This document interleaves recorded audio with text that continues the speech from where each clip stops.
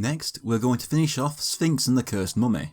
At the end of part 1, the Mayor of Abydos was about to reward me with the Sacred Crown of Abydos for saving his life, but then his obviously evil advisor stole it and ran off down a hole. So I jumped down that hole after them. I wonder if the Mayor knew he had a massive evil cavern under this place. I jump onto this bridge and follow it to the obvious boss arena. The advisors are waiting for me and admit to being the cause of all of Abydos' problems. They electrified the water, stole the museum's jewels, and poisoned the Mayor. They've been working to get the crown for our villain the entire time. This is also the first time the villain's identity is revealed. He is the god Set. With Set having Luxor and the castle of Uruk under his control, and Anubis just having Sphinx, the advisors think this will be an easy win for Set. The advisors then combine into a big skeleton with wings. We are finally facing the game's first boss, Apocalypse. He starts by throwing fireballs at this pillar to reveal a crystal. He then flaps his wings to blow me off the arena. This spawns me back at the start of this room and makes me walk across the bridges again. There are 3 more pillars around the arena, so I hide behind them and let him throw fireballs at them to reveal more crystals. With all 4 revealed, I start hitting them with my sword. Hitting one makes it shine a laser on the giant crystal in the middle of the arena. It creates one large beam that shoots up and hits the boss. Then all the lasers stop and I have to repeat it. To deal with his wind blowing, I just have to run directly against it. Trying to run it to the side will just get you blown off. He's off screen through most of the second cycle, setting fireballs that explode and create a shockwave, but they're nowhere near me when they go off and I get the second hit in. The third beam misses because now he'll actually move away from the centre of the arena. If you fall off and spawn back on the bridge, his wind can even get you there, so be careful and don't try jumping the gap while he's doing it. Another way of dealing with the wind is to stand in front of one of the crystals. It'll just block your path. On my third attempt after missing the first 2, I finally get that third hit in and finish him. He tries getting some parting words in to bring me down, but he gets lasered again and blown up. I can now finally reclaim the Sacred Crown of Abydos. Grabbing it has me talking to a light that tells me I can't comprehend its power, and that taking it has put me in great peril. The light wonders if Sphinx could be the one from the prophecy and gives him a gold ankh. This is my first health upgrade since the opening of the game, since I haven't yet discovered how to use my gold ankh pieces at this point. I'm warped right back to Imhotep.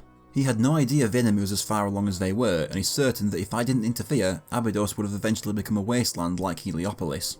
He says I should get back to Anubis now I have the crown.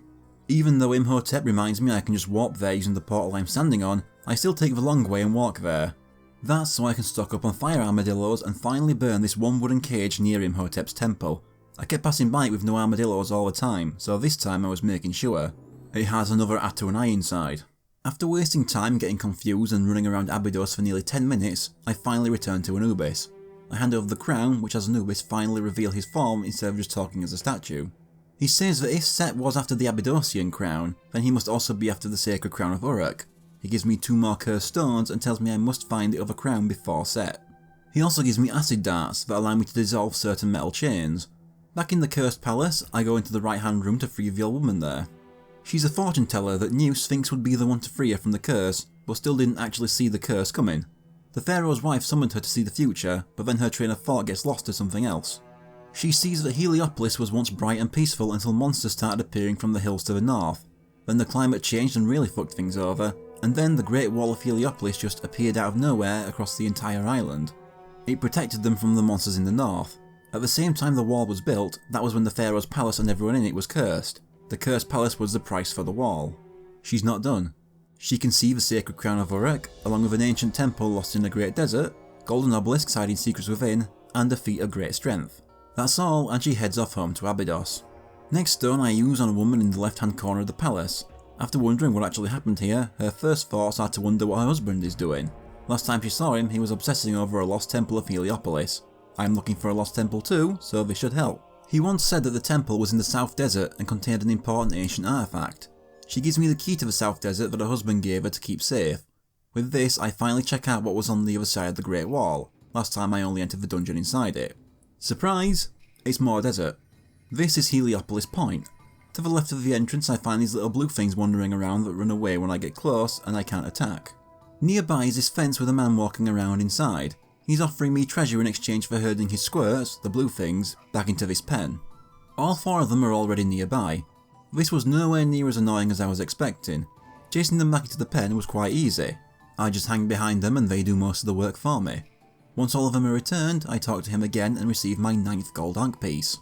Near where I found the first squirt is another of those obelisks with a sign in a language I can't read. Next I run straight forward from the entrance to this area towards the shore. There's a temple, another obstacle course next to it, and a couple tents by the water. I run past the athlete by the shore and put both my Atonais into this skull for another disc. When I talk to the athlete, he challenges me to run to the next beach and back in under 70 seconds. At the end of the beach is a hanging pendant that I have to hit to signify I've reached the end and can turn back. But since the game didn't actually show me where I was aiming to go, I run the wrong way for a couple seconds. I can't find the pendant, so I just abandon the challenge and go into this cave leading to South Beach. But it seems the key doesn't work on this one. The door the key does open is here, close to the squirt pen. I try the challenge again, thinking I'm supposed to head this way, but I'm wrong. I enter South Beach and run along these Aton discs until I find some shops by the beach. Once I realise I'm wrong, I head back towards the entrance, spotting a wooden cage to burn on the way. It gets me another Atonai. Also just next to the entrance is a rock to blow up with a slim burble. It gets me back to the first area, to a chest I couldn't reach otherwise. That's 10 gold Ankh pieces. I return to the beach with the athlete and check out those tents near him. One is a shop that sells a dart belt that costs 200 scarabs more than I can hold.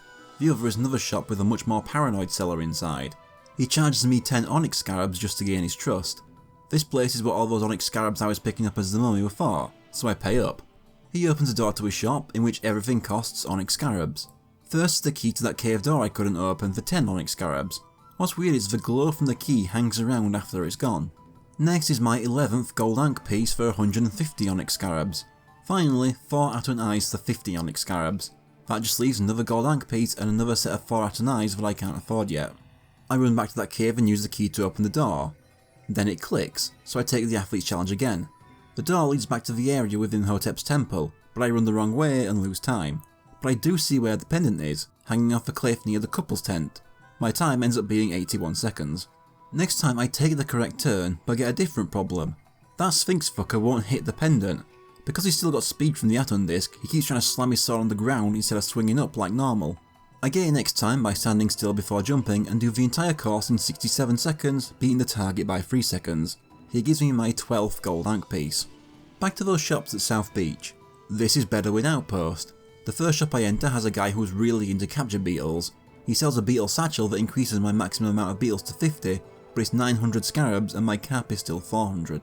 The tent on the opposite end has Shetta, the local healer inside. She's the one who I use my gold Ankh pieces with. I select Ankh Piece Ritual to turn 4 of them into an extra unit of health for 200 scarabs. I have enough pieces for 3 more health, but only have the money for 2. Across from the tent is a rope I can climb. It takes me to the beggar from Abydos, who's just moved here.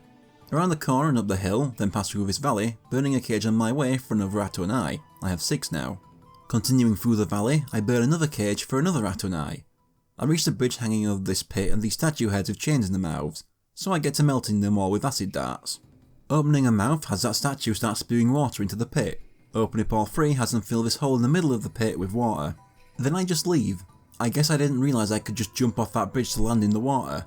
I head further up the hill to find a cliff I can't reach and a platform below that just doesn't get me the height to reach it. But there are these 3 poles nearby with targets on them that get spinning when I whack them. Can't hit them all before the first stops spinning though. So I head for Aton Disc and realise that this South Beach and the South Beach within Hotep's temple are actually both the same screen. Suddenly I forgot about those targets and gone back to exploring. I finally realise I can jump off that bridge and land in the water below. At the water is a sign that explicitly labels this place as the Lost Temple of Heliopolis. It says that only those who prove themselves worthy through combat can enter, so I have to kill a pair of half-brutes. Doing so opens the door inside. Somehow this old guy is inside too. This is Urbane the archaeologist. He spent most of his life searching for the Rosetta Stone. Even though he got through the door to the temple without it opening, he says that now he's hit a wall and the task is impossible. He takes Sphinx to a wall with ancient writing. It says that the Rosetta Stone was shattered into 6 pieces that were all hidden inside the temple.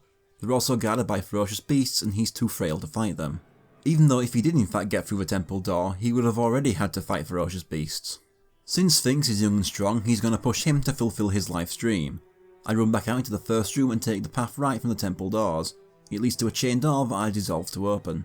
I break open the statue in this room to find the first Rosetta Stone piece. I return to the main room and take the path left of the temple doors. I then melt open the door on this end. I follow the room around to a switch and press it to get this platform to take me to another door to melt open. It leads to a big room with 4 corners over a pit, 2 circular platforms between me and another door, and then a moving platform going around those platforms. The circular platforms both also have a statue with a slot for a key.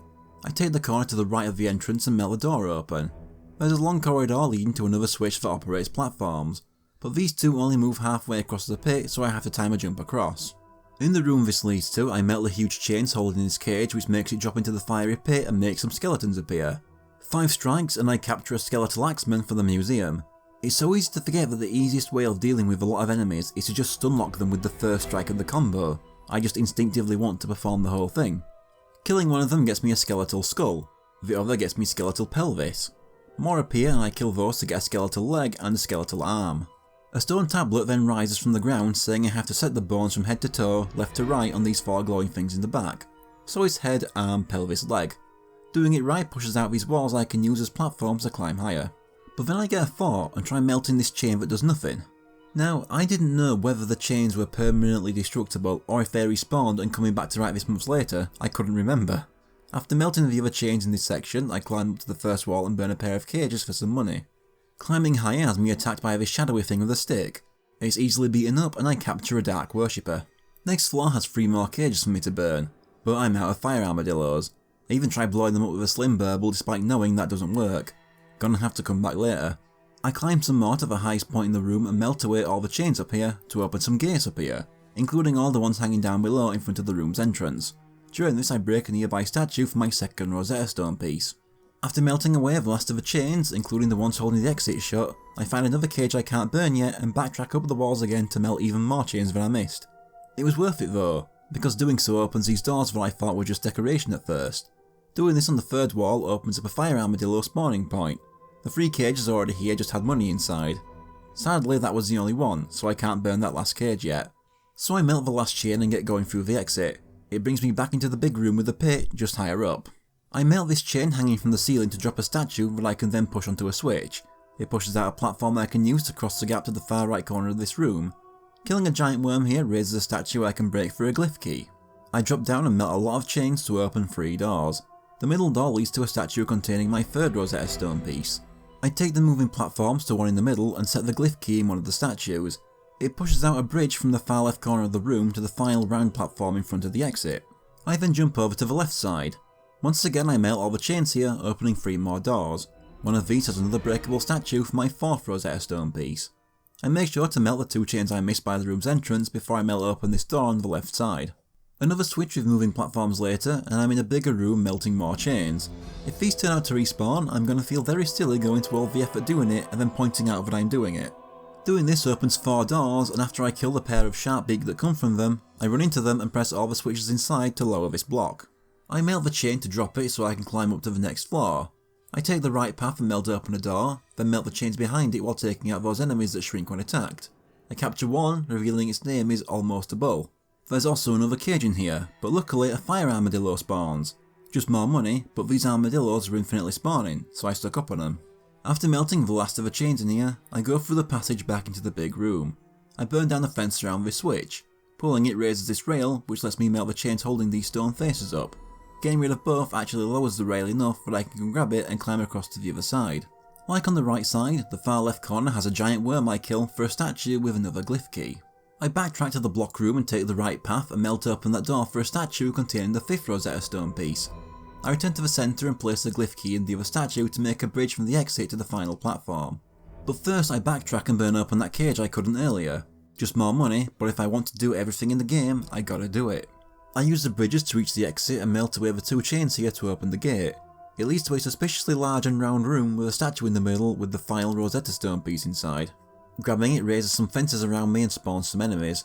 First is a pair of sharp beak, then a pair of knives cats. After that is an actual challenge, a pair of big bulls. I nearly die, but I still get them. Killing them all gives me a gold ankh piece. That's my 13th. Now to backtrack to Urbane. I make sure to melt all the chains in the corridor before the big room.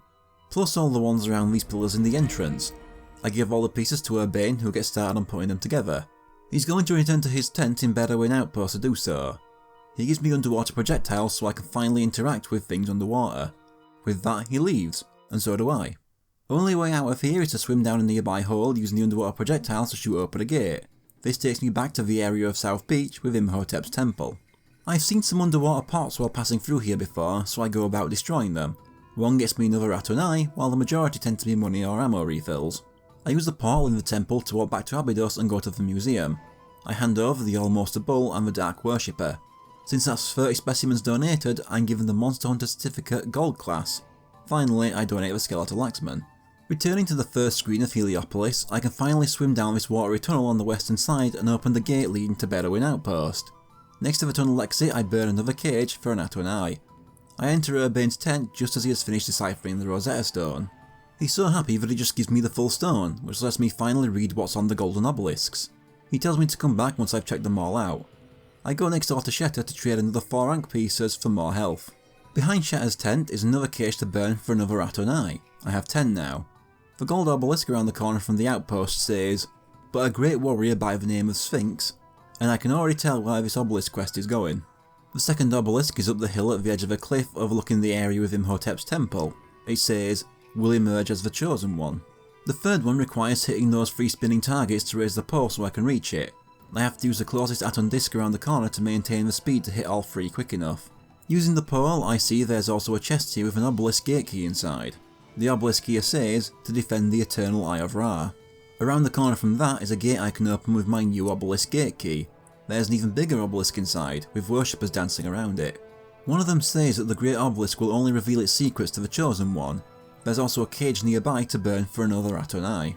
The fourth obelisk is the one near the squirt pen I mentioned earlier. When the Age of Osiris comes to an end. I run up this slope I missed to the right of the entrance from the wall. 2 more cages to burn, but only 1 armadillo. It's another Atuanai. The final obelisk I pointed out last episode, near where that boulder I set off was. The shadow of Set will descend upon us.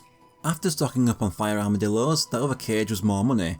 I return to Urbane, who puts all the notes in the correct order. When the Age of Osiris comes to an end, the shadow of Set will descend upon us, but a great warrior by the name of Sphinx will emerge as the chosen one to defend the eternal Eye of Ra. Knowing that Sphinx is the chosen one, Urbane gives him a magical statue that will unlock the Great Obelisk, the Hathor statue. So I return to the Great Obelisk and place the statue in this slot. A light from the sky makes the obelisk sink into the ground and gives me a canopic vase. I send it with Basket to Tutankhamun at the castle of Uruk, but first, Menes checks out the dungeon looking to find whoever's been sneaking around the castle, finding nothing. Once he's gone, Basket arrives to revive Tut with the vase. Since Menes left the door open, I have a new area to check out. In here I crawl through a hole to reach the room with the big beam. I grab onto a nearby rail and climb around so I can drop behind these set sides and get through this door that would be inaccessible otherwise. From the door I drop down and head forward, past these 4 statues and jumping across this gap to reach the king of the sarcophagi, Ramesses. He'll give me an ancient artifact if I can light all 5 torches around him, warning that they can be extinguished just as easily as they can be lit. So I backtrack towards the ledge I dropped in from and go left at the 3 hallways. Through the tunnel is a pair of cages, a switch and some water. Instead I return to the main area and pull the switch on the right. It covers up a fire pit somewhere I haven't been yet. Walking into the hallway next to the switch gets me flattened, but it doesn't last very long. I flatten myself and pull the switch again and take the middle hallway, avoiding falling through the grates and just making it through the bars on the other side before I fill out again. At the end of this hallway is a set of grinders down a pit that split Tut into 3 again. I take Tut 1 straight forward and step on a switch. I then take Tut 2 to the other switch right next to it. This gets a lift going in front of them that I take Tut 3 up on. I pull a nearby lever to get an electric current going. This has the lift moving on its own with no need for the switches. Now I can take Tuts 1 and 2 up the lift too. I take Tut 1 through this gate opposite the lever. This puts me back in the main area. Now for these statues I walked past. I send on the bottom left one to open the first gate next to the lever in here. Putting Tut 2 on the top right one opens the second gate so Tut 3 can pass through. First thing I see in this new room is a chest containing the 4th stolen Abydos jewel. Opening the chest has a cage shut around me and a crane lift me up and drop me in fire. Once I'm out, I climb the nearby ladder and burn a pair of cages at the top to 30 onyx scarabs. I pull a lever that takes away the platforms making a bridge to Ramesses, but opens 3 gates next to me. I drop down into the main room and return to the room with the water and burn the cages in there for 30 more onyx scarabs. I put myself back in the room with the fire and swap back to Tut 1. I take him to the water room and pull the lever, which raises a pair of catwalks next to me. I swap to Tut number 2 and take him over the catwalks and see there's a metal gate at the end of one and a wooden fence at the end of the other. I leave him at the wooden fence and come back with a fiery Tut 3. The catwalks are wood, so they catch fire too. I burn the fence Tut 2 was standing by and keep going a little further to get electrified. Going further as me jumping over platforms rising and lowering into water, it leads to the switch that when electrified opens the metal gate. I take the other catwalk back and place myself in the main room. I take Tut 2 through that same path while electrified and put him in the main room. Then I bring back Tut 1 and put him on the bottom right switch to open the gate next to the top right switch. Putting Tut 3 on the top left switch opens the gate behind that one. Now Tut 2 can pass through to light up a switch that raises these platforms with alternating streams of water. I open up the fire cage room and bring another Tut through it and over the platforms to Ramesses and his torches. Lighting a torch then has the fire travel along the lines drawn in the star to light the 2 torches connected to it. Of course, lighting a torch that's already lit will put it out. Here's the whole thing sped up so you can see how I did it.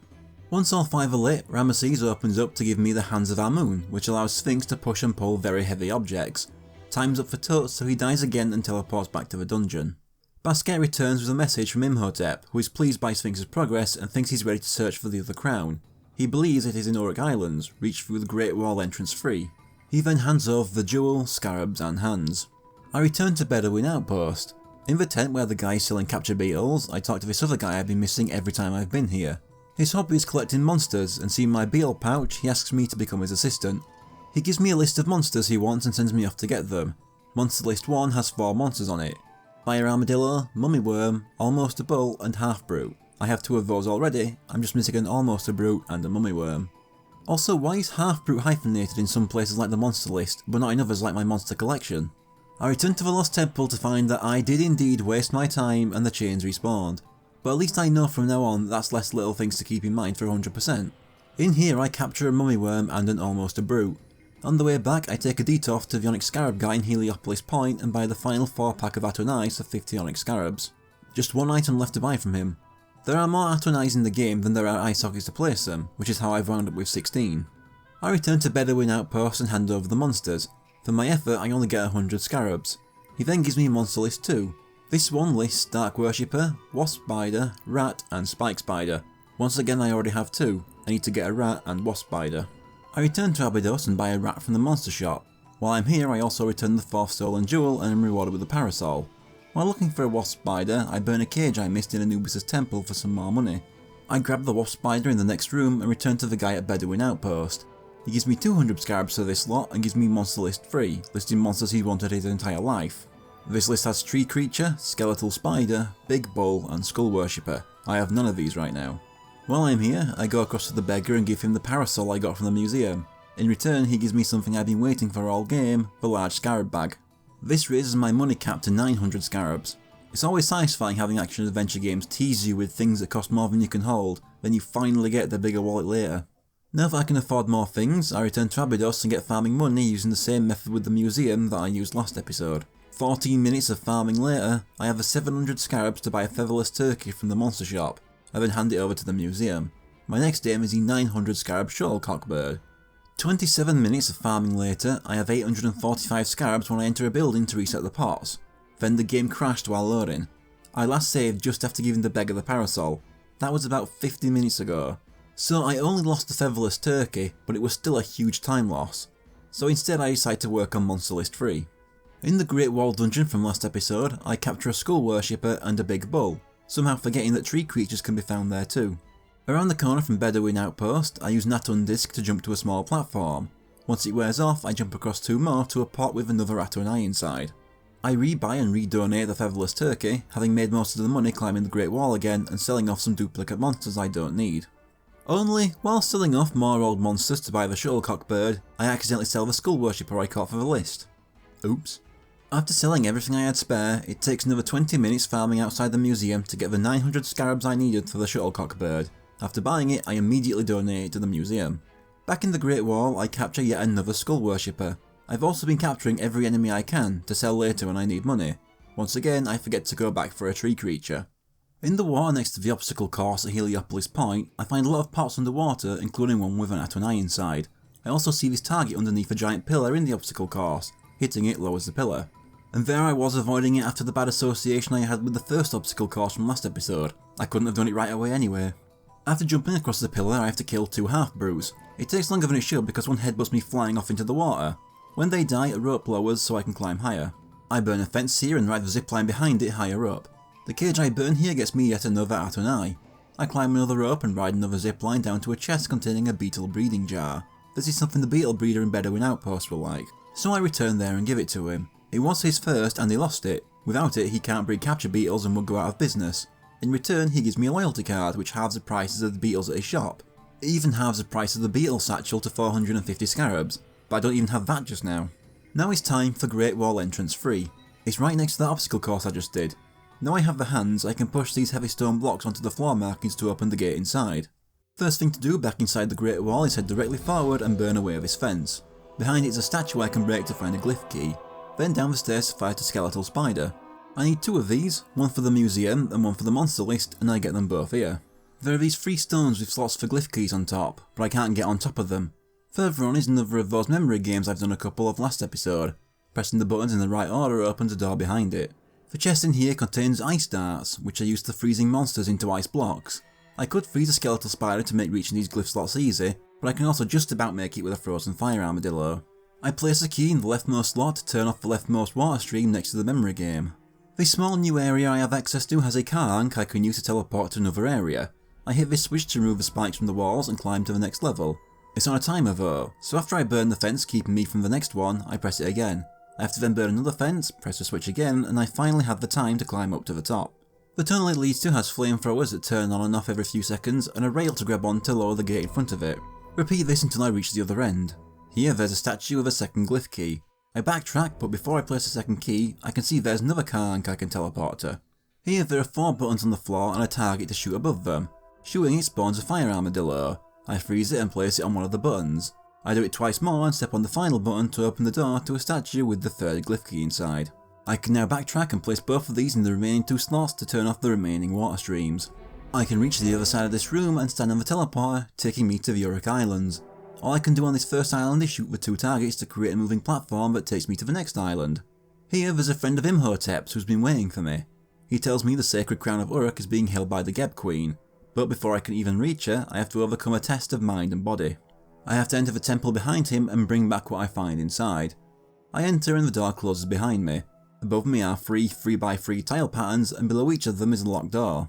As I step on another pattern in the middle of the floor, a woman behind the bars to the right begs for help. A demon has kidnapped her and her little brothers. The pattern on the floor is a T-shape and facing the middle door, so I shoot the tiles above that door to make that shape, which opens the door. It leads to the outside where I can go right or left. I choose to jump across the platforms to the left but find myself blocked by some bars, so I climb over to the right instead. It leads to a lock, which I destroy to open the door to a red H shape. The tiles above the right door shine red when shot, so I make the shape above that door to open it.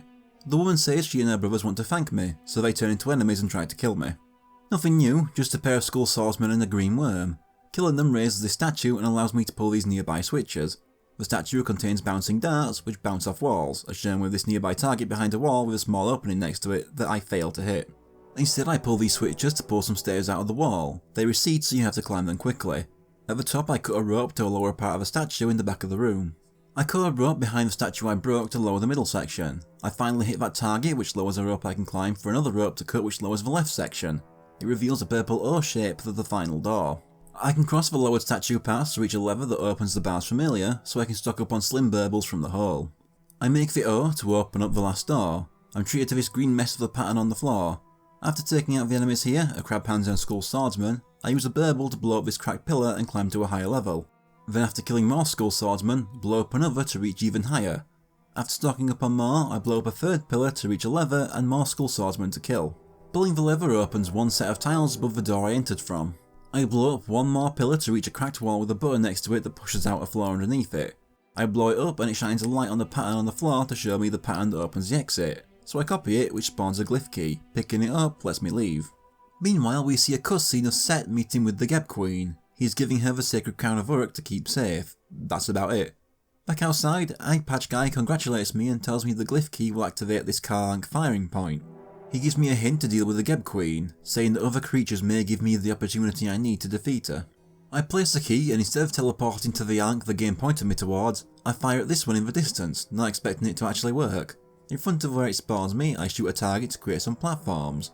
There's a tree creature that, in the weeks between recording the footage for the previous episode and this one, I'd forgotten how to fight and it kills me. Instead I just take the intended car ank. In front of where it spawns me is a locked door. Nothing to do but warp to the first ank I tried using the intended firing point. I remember how to fight the tree creature this time and capture it, finishing Monster List 3. There's a green tablet here I have to take across the platform and plant on this switch to open a gate to the chest containing the gold key. I return to the locked door and use the key to get inside. The Geb Queen is stood there waiting for me. She jumps down from a throne and threatens to kill me. She's surrounded by a barrier and throws blue magic shit at me. get too close and she starts spinning after me. She's pretty quick doing this and it's hard to outrun. The Shield of Osiris doesn't work on it either, the one time I remember it even exists. She'll also spit acid that forms into a large puddle on the floor. I can't figure out what to do until the blue magic hits me and turns me into a frog. I now jump up to the front and press buttons that release spike spiders into the arena. Don't hang up here too long though, or a laser will shoot you. The spiders will lunge for the queen and make her vulnerable if they connect. This gives me the chance to hit her.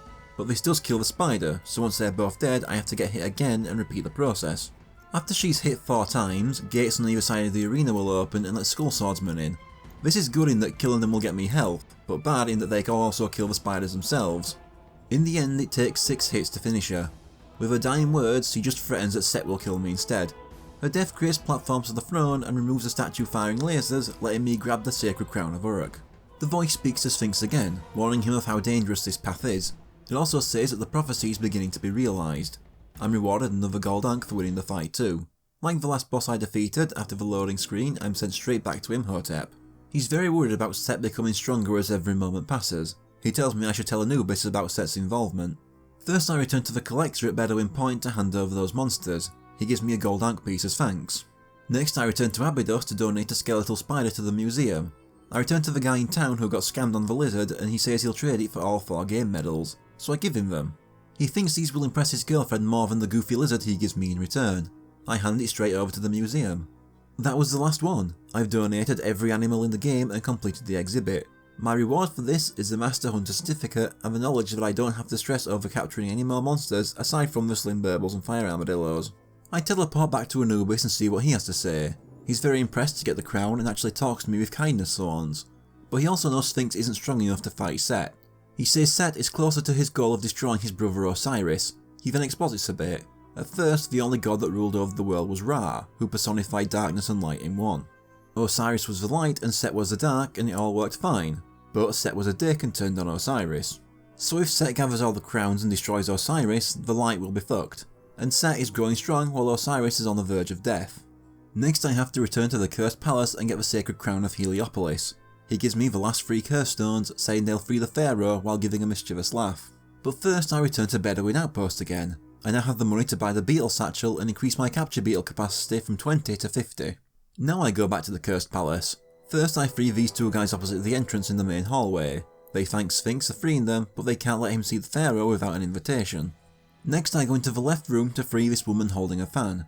Her first thought is to worry where her dogs have gone. She can't go home to her sister in Abydos without them. One of them is right behind me.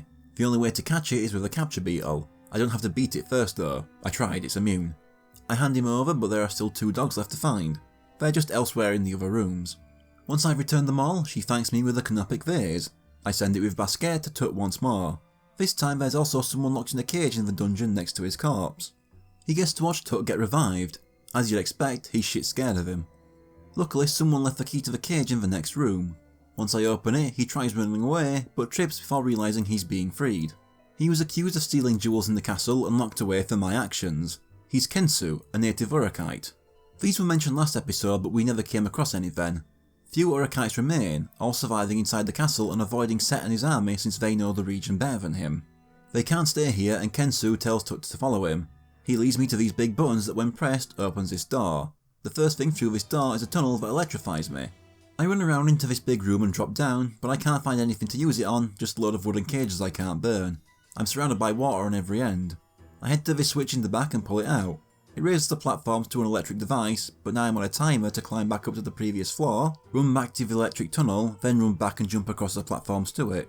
I get it, but just activating this one does nothing yet. I head to the back right corner and go through this hallway where I'm set on fire. I can backtrack out the hallway and burn a single cage for 5 onyx scarabs. As for the room after the fire pit, there's ladders moving across a pool of water with more water streams coming out of the walls.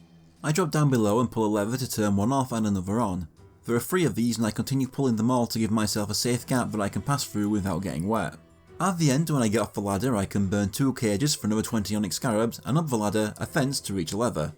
This one raises the floor out of the water in the main room and connects 2 corners, in this case back right to front right. This lets me burn 3 more cages for a combined 25 more onyx scarabs, plus the one up the ladder for 15 more.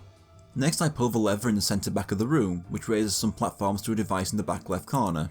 I run through this tunnel with the shadowy aura on it. It leads to a chest containing the 5th stolen Abydos jewel. Opening it reveals statues that turn me into the Bat. I fly up to hit the switch opening the gate in front of me and continue down the hallway. It leads to this room with 4 more rooms connected to it. I take the one on the right, hit a switch to open a gate and keep moving. I hit another to open a gate into this big room with a snake statue with water flowing through. A switch on the statue's forehead shuts the door and stops the water flow. This also turns off one of the water streams on the left side of the main room. There's a pair of switches on the floor on the way out to open gates that I can walk through normally. Next I take the tunnel on the left and do pretty much the same thing to turn another stream off. Once again there are switches on the floor to make path for the mummy. The 2 middle ones lead to the same path. I dodge the bat cancelling lasers to hit another switch and turn off the final stream. That's all for this area and it's back to the main room. With the water streams gone, I can now take the electricity to this next device without losing it. I pull the lever again to open a path to a final device from the back right corner and bring electricity to that one too. Activating all 3 devices gets the thing above it spinning. So now I can grab on and ride it to the other side of the room. Here is a chest containing the royal invitation Sphinx needs to see the pharaoh. That's Tut's role done and he dies again. Basket returns to Sphinx and hands over the jewel, onyx scarabs and invitation. Also, while I was with Tut, the woman left but also left the dogs behind. Now I have the invitation, the guards will let me pass and open the door. In this room is a slot for the final curse stone.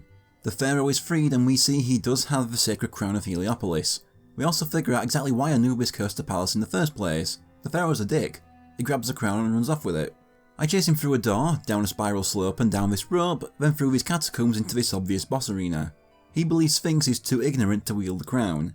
He's working with Set, and Anubis tried and failed before to take the crown, so he just stoned the entire palace instead. He transforms into a big spider for my 3rd boss battle. He'll run after me and try whacking me. He'll also slam the ground to make rocks fall from the ceiling. He can grab me if I get too close, crush me and then throw me away. I have to stun him by throwing the fallen rocks at him, giving me the chance to hit him. But spike spiders are here too and can grab me, making me miss my chance before he recovers. After hitting him, he starts shooting fire from his hands as well. I just repeat this strategy and 5 hits kill him. Like the Geb Queen, he uses his last moments to tell Sphinx that Set will totally kill him because he's the best. He explodes and leaves behind the sacred crown of Heliopolis. The Knight talks to Sphinx again, just telling him he's doing well and giving him another gold ankh. Meanwhile we return to Tutankhamun already. More Urakites have found the dungeon and have brought a canopic vase of their own. One of them is Sobek, the Urakite chief. Kensu told them all about Tut and how he works. They found the canopic vase in the castle and believes he is the only one who can free their land of Set. They think he can deactivate that ray that has been making it so hard to approach Set. They escort Tut to the place this can be done, but can't go any further themselves. I go through the doorway which closes behind me. I go to the left where I see a wooden cage and some fire and I get an idea. But the fire is actually lava and it destroys me and makes me respawn. So I take the right path to a room with some cages, statues spitting water, and I drop down to even more water. Dropping down into the left of the entrance leads to a switch that raises the floor by a wall. I enter the doorway in front of that floor and follow it to a chest containing the 6th and final stolen Abydos jewel. Opening it sets off flamethrowers. On the way back through the hallway I burn a cage for 20 onyx scarabs. Turns out that floor was on a timer though and since went down, making me lose the fire. Instead I take the other exit in this room, there's just an electrical device. I get the floor back up and use the fire to burn the supports for these blocks to form some stairs back up to the entrance. I burn the 2 cages by said entrance to 30 more onyx scarabs. Back in the lava room I burn the cage by the entrance to 15 more. While on fire I can cross the lava to the opposite end and burn another cage for another 15. Through this doorway is a switch that opens a door at the end of a hall of lasers. Touching the lasers closes the door, so I have to time myself to get past them when they blink out. Behind the door is a lever that raises some platforms in the lava. I climb the nearby ladder and run through some more lasers to activate a device that electrifies me. I can drop down to the left back in the lava room to activate a device that extends a bridge across the section I just dropped from. I head back up and go across and into the next room, avoiding being crushed. I drop down below this bridge and jump across some boxes to activate another device. This activates a fan somewhere I haven't been yet. Next to the device is a ladder leading to a lever that covers the bars by this room's exit so I can reach the fan while crushed. But first I return to the water room and while on fire, sneak past the statue spitting water to burn some crates. I then come back electrified and sneak along some more so I can drop down and activate the first device I saw to turn another fan on.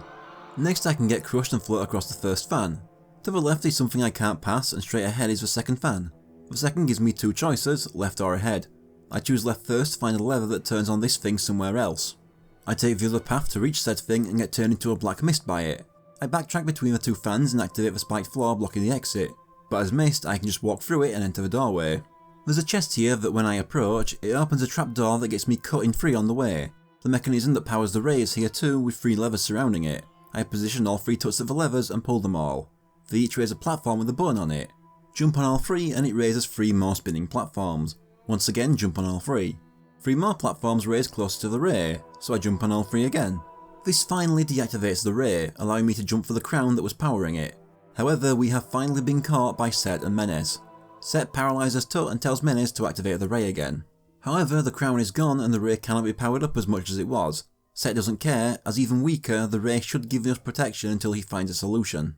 Basket watches this, hidden away and having already claimed the items from Tut. Meanwhile, Sphinx returns to Imhotep's and Basket hands everything over. The final Onyx Scarabs in the game, the Sacred Crown of Set, and the 6th stolen Abydos jewel. Imhotep says that now I have the last 2 crowns, I should take them to Anubis. But he warns that once I leave for the final battle, it will be a point of no return, so this is my last chance to tie up any loose ends. First I return to Abydos to return the last 2 stolen jewels to the museum. I get a gold ankh piece for each of these, giving me enough for another health upgrade. Now it's time for something I was told about but forgot about completely until now. Farming. In Heliopolis, outside the Farmer's Brother's tent, there are 16 plots of land. Only 2 of these have proper rewards, but for 100% I'm going to plant them all. I choose the first one nearest from the house and the brothers get to work. It takes 300 seconds to get results from 1 plot, not including the time it takes the farmers to walk to that plot and the time to walk back to the tent. That's 300 in-game seconds by the way, so things that interfere with the in-game clock like loading screens don't count. There are 16 plots at 6 in-game minutes each, so that's an hour and 36 minutes minimum, not counting the farmers slow walking and any loading screens. While that's going on, I return to Sheta at Bedouin Outpost to use my gold ankh pieces to increase my health. I'm just missing 4 pieces now. One of them is the final purchase to use my Onyx Scarabs on.